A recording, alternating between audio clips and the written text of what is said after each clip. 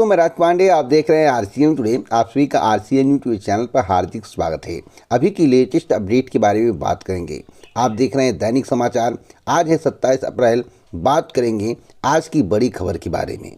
उससे पहले अगर आप किसी भी भर्ती परीक्षा की तैयारी कर रहे हैं, कम पैसे में बेहतर तैयारी चाहते हैं, आप चाहते हैं कि इतनी अच्छी आपकी तैयारी हो जाए कि आपका सिलेक्शन हो जाए, आपको सरकारी नौकरी मिल जाए, तो आपको इस प्लेटफॉर्म के माध्यम से तैयारी करनी चाहिए। आइए जान लेते हैं। जैसा कि आप अपनी स्क्रीन पर देख रहे हैं, टेक्स्ट बुक के द्वारा एक ऑफर लाया गया है जिसका नाम है दे दनादन। दे दनादन के माध्यम से आप अपनी तैयारी को बहुत ही बेहतर कर पाएंगे। आपको बता दें, यह ऑफ़र 30 अप्रैल तक चलेगा। इस ऑफ़र का लाभ आप 30 अप्रैल तक उठा पाएंगे। टेक्स्ट बुक पास प्रो के माध्यम से 307 रुपये में आरसीएन कूपन कोड का यूज़ करने पर आपको पूरे 1 साल तैयारी करने का मौका मिलेगा। यानी कि 699 प्राइज है। अगर आप आरसीएन कूपन कोड का यूज़ कर देंगे तो आपको 307 रुपये में 1 साल तैयारी करने का मौका मिलेगा। क्या मिलेगा? तो 700 से ज़्यादा भर्ती परीक्षा, जिसमें एसएससी, बैंकिंग, रेलवे, यूपीएससी की भर्तियाँ, बिहार, राजस्थान, दिल्ली, उत्तराखंड, आप किसी भी राज्य से ताल्लुकात रखते हैं, समस्त राज्य के अभ्यर्थी इस पास प्रो के माध्यम से तैयारी कर सकते हैं। 700 से ज़्यादा भर्ती परीक्षा की तैयारी करने का मौका है। साथ साथ मैं आपको यह भी बताना चाहता हूँ, 20 लाख से ज़्यादा स्टूडेंट इसे परचेज कर चुके हैं। 3 लाख से ज़्यादा की सरकारी नौकरी लग चुकी है। 12 भाषा में टेस्ट सीरीज उपलब्ध है। टेक्स्ट बुक पास प्रो के माध्यम से तैयारी कर पाएंगे। आपको बता दें 70,000 प्लस मॉक टेस्ट है। और यह भी आपको मालूम होगा, 307 रुपये में अगर आपको 2000 प्रश्न भी यूनिक मिल जाए और आपके 10 से 15 नंबर इंक्रीज़ हो जाए, आपका सिलेक्शन हो जाए, आपको सरकारी नौकरी मिल जाए, आपके माँ बाप का सपना पूरा हो जाए, तो इससे बड़ी बात कुछ भी नहीं हो सकता है। तो आरसीएन कूपन कोड का यूज़ करके 12% डिस्काउंट के साथ इस टेक्स्ट बुक पास प्रो को परचेज करें, 1 साल तैयारी करें। डिस्क्रिप्शन बॉक्स में लिंक है, अभी जाइए, देर मत करिए। पहली खबर के बारे में बात करेंगे। पहली खबर यूपीएससी की है। यूपीएससी पेपर 2024 अगर परीक्षा ना हो, परीक्षा को कैंसिल कर दिया जाए और डायरेक्ट वैकेंसी निकाली जाए तो क्या फ़ायदा होगा? पहली बात, मेरिट वाला झंझट समाप्त हो जाएगा। जितनी भर्तियां आएंगी सभी में आपको आवेदन करने का मौका मिलेगा। अगर आपका एक भर्ती में सिलेक्शन नहीं होता है, 2, 4, 6 नंबर से रुक जाते हैं, तो दूसरी भर्ती में आपका सिलेक्शन ज़रूर होगा, क्योंकि आपको इस बात की जानकारी हो जाएगी आपका कितने नंबर से रुका है। लेकिन अगर आप पेट परीक्षा में कम अंक लाते हैं, आपके परसेंटाइल कम होते हैं, तो एक परीक्षा की वजह से आने वाली समस्त भर्ती परीक्षा में आप अप्लाई नहीं कर पाएंगे। इसलिए पेट परीक्षा का आयोजन नहीं होना चाहिए या फिर सामान्य कट ऑफ होना चाहिए, तभी आपको इसका लाभ मिल पाएगा। अन्यथा आप परीक्षा देंगे, उससे आपको कुछ भी लाभ होने वाला नहीं है, जो मेरी जानकारी है।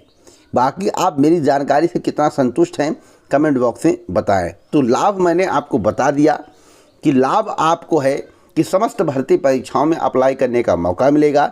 एक भर्ती में सिलेक्शन नहीं होता, 2 भर्ती में सिलेक्शन नहीं होता है, और आपको इस बात की जानकारी होगी कितने नंबर से आपका सिलेक्शन नहीं हुआ है, कितने नंबर से रुका है, तो आप और मेहनत करके अगली भर्ती में अप्लाई करके सरकारी नौकरी ले सकते हैं।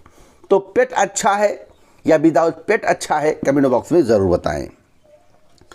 सरकार ने नौजवानों की ज़िंदगी बर्बाद कर दी है, ऐसा अखिलेश यादव का कहना है। अखिलेश यादव ने कहा है कि किसानों की आय दोगुनी नहीं हुई, किसान दुखी हैं। किसान जब आंदोलन कर अपना हक मांगता है, तो दिल्ली में आंदोलन करना चाहता है, तो भाजपा सरकार सड़क पर कीले ठोक देती है। उन्होंने कहा कि भाजपा सरकार ने नौजवानों की 1/3 ज़िंदगी बर्बाद कर दी है। भाजपा की 10 वर्ष की सरकार और यूपी की 5 साल की सरकार नौजवानों को नौकरी नहीं दे सकी है। कितना सत्यता है, कितनी बातों में दम है, आप लोग कमेंट बॉक्स में ज़रूर बताएं। क्या वास्तव में वर्तमान सरकार में बेरोजगारी बढ़ी है, महंगाई बढ़ी है? क्या वास्तव में युवाओं के साथ वर्तमान सरकार बर्बरता कर रही है? क्या वास्तव में युवाओं को वर्तमान सरकार में रोज़गार, सरकारी नौकरी नहीं मिल पा रही है? कमेंट बॉक्स में ज़रूर बताएं। और पेपर लीक की घटना क्या सबसे ज़्यादा वर्तमान सरकार में हुई है? क्या इससे पहले वाली सरकार में आपको इस तरह से पेपर लीक की घटना नहीं देखने को मिलती थी? कमेंट बॉक्स में ज़रूर बताएं। एक बड़ी अपडेट मैं आपको और देना चाहता हूं चुनाव को लेकर। देखिए, ईवीएम का मामला सुप्रीम कोर्ट में था, उसका फैसला आया और बैलेट पेपर का मांग जो है खारिज कर दिया गया। सबसे ज़्यादा खुशी देश के प्रधानमंत्री नरेंद्र मोदी जी को है। इतनी खुशी, इतनी खुशी, इतनी खुशी, उतनी खुशी किसी को नहीं है। देश के प्रधानमंत्री नरेंद्र मोदी जी क्या कहते हैं अपने स्टेटमेंट में, जब वो भाषण दे रहे थे तो इतने गदगद थे कि ऐसा फैसला आया, बड़ी खुशी की बात है। अब खुशी किस बात की है और नरेंद्र मोदी जी के बातों में कितना दम है, इस पर बात करेंगे। उससे पहले आपको बता दें, दूसरे चरण का मतदान उत्तर प्रदेश में हुआ। पूरे देश में जो है मतदान का ज़बर जारी रहा, लेकिन उत्तर प्रदेश की कुछ सीटों का आंकड़ा मैं आपको देना चाहता हूं, कहां कितने % मत पड़े और कितना अंतर आपको अब की बार देखने को मिला, और कम मत से आप क्या समझते हैं किसकी जीत होगी और किसकी हार होगी। आपको बता दें, अमरोहा में 2019 की बात करें तो 71.5% मत पड़ा था। अब की बार 2024 में 64.2%, मेरठ में 64.29 पिछली बार, अब की बार 58.70, पिछली बार अलीगढ़ में 61.68, अब की बार 56.62, बागपत में पिछली बार 64.68, अब की बार 55.93, बुलंदशहर में पिछली बार 62.92, अब की बार 55.79, गौतम बुद्ध नगर में पिछली बार 60.59, अब की बार 53.21, गाजियाबाद में 55.79, अब की बार 49.65, मथुरा में 61.8, पिछली बार 2019 में पड़ा था, अब की बार 49.29, औसत निकाले तो पिछली बार 62.76, अब की बार 54.85% मत पड़ा है। तो सवाल है, कम मत का मतलब क्या होता है? कम मत का मतलब है कि वर्तमान सरकार से जनता रुष्ट है। वर्तमान सरकार से जनता रुष्ट है। जो बड़े वर्ग हैं, जो सामान्य कैटेगरी के लोग हैं, वे या तो मत देने नहीं गए हैं, या तो मत देने नहीं गए हैं, या फिर कुछ और है। वैसे ज़्यादा उम्मीद होती है कि सामान्य संवर्ग के लोग मत देने नहीं गए हैं। अब देश के प्रधानमंत्री जी जो है ईवीएम को लेकर क्या कह रहे हैं, आइए उस पर बात कर लेते हैं। बड़ी खुशी है देश के प्रधानमंत्री जी को। ईवीएम के वोटों व पर्चियों का 100% मिलान नहीं, मतपत्रों से नहीं होंगे चुनाव, ऐसा सुप्रीम कोर्ट का कहना है। सुप्रीम कोर्ट ने 2 पॉइंट रखा है, उस पॉइंट पर विशेष ध्यान चुनाव आयोग को देना होगा। लेकिन देश के प्रधानमंत्री नरेंद्र मोदी जी का कहना है, मोदी बोले विपक्ष को सुप्रीम कोर्ट का करारा तमाचा लगा है। वाह, क्या बात है।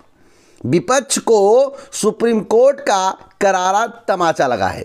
विपक्षी गठबंधन के हर नेता ने ईवीएम को लेकर जनता के मन में संदेह उत्पन्न करने का पाप किया है। ये लोग स्वार्थ के लिए ईवीएम को बदनाम करने में लगे थे।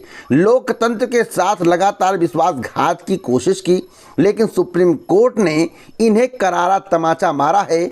इन्हें सारे सपने चूर चूर कर दिए, इनके सारे सपने चूर चूर कर दिए हैं।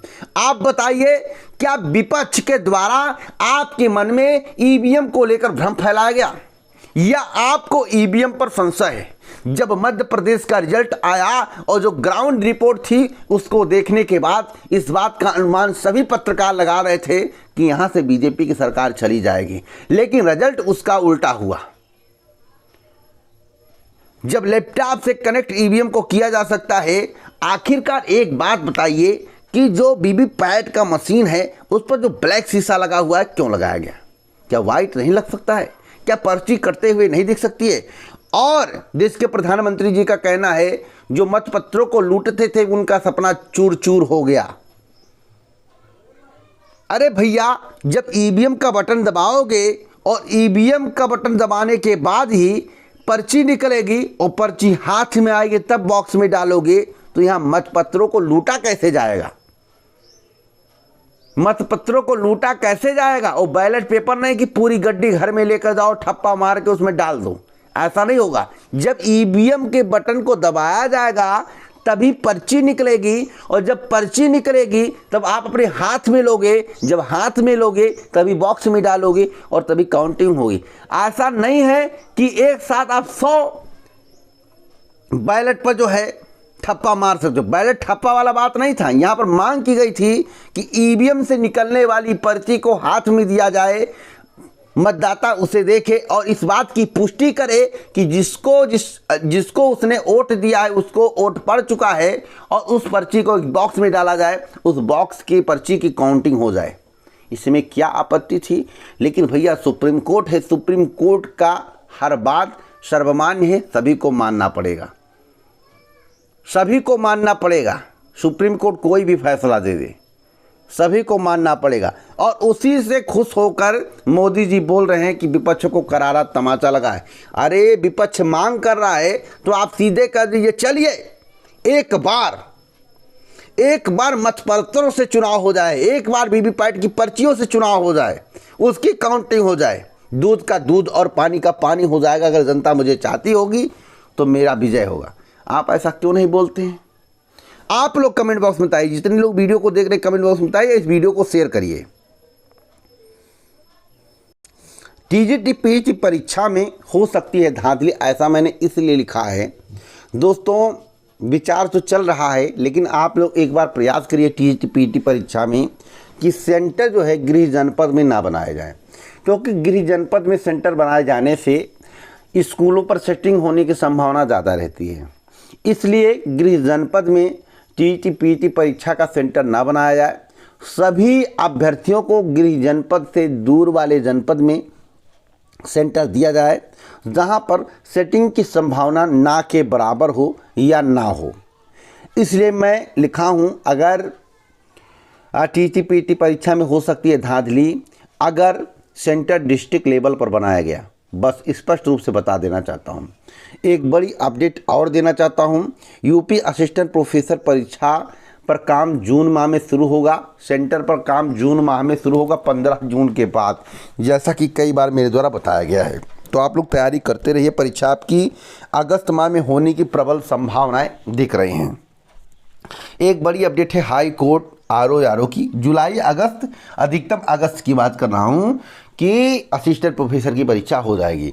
हाँ, हाई कोर्ट आरओ के विज्ञापन को लेकर बड़ी अफवाहें उड़ रही हैं, सभी के दिमाग में भ्रम की स्थिति है। तो अभी आरओ की परीक्षा नहीं होगी, आरओ का विज्ञापन नहीं आएगा, माफ़ी चाहता हूँ, आरओ का विज्ञापन नहीं आएगा, अभी समय लगेगा, और जब भी आएगा तो अच्छे खासे पदों पर आएगा। तो आप अपनी तैयारी करते रहे, जब विज्ञापन आने की संभावना होगी तो मैं आपको अवगत करा दूंगा।